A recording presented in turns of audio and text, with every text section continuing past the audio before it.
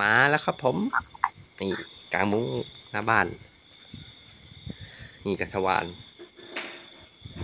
แล้วก็เคสโทรศัพท์นี่อันใหม่ ตอนแรกมันเป็นโต๊ะรกๆใช่ไหมเอาไว้ตรงนี้ข้างนอกบ้านนี่ข้างในก็จะมีหมาอยู่ข้างในโอ้เขากันมุงไว้เรียบร้อยแล้ววันไม่อยากเข้าเลย เห็นไหมนะเรื่องไม่เห็น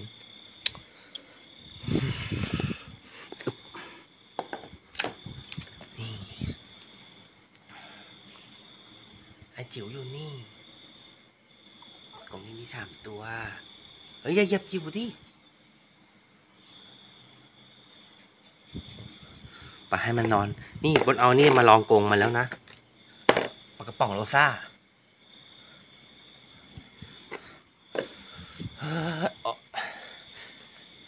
เอาพอแค่นี้แล้วกันเนาะ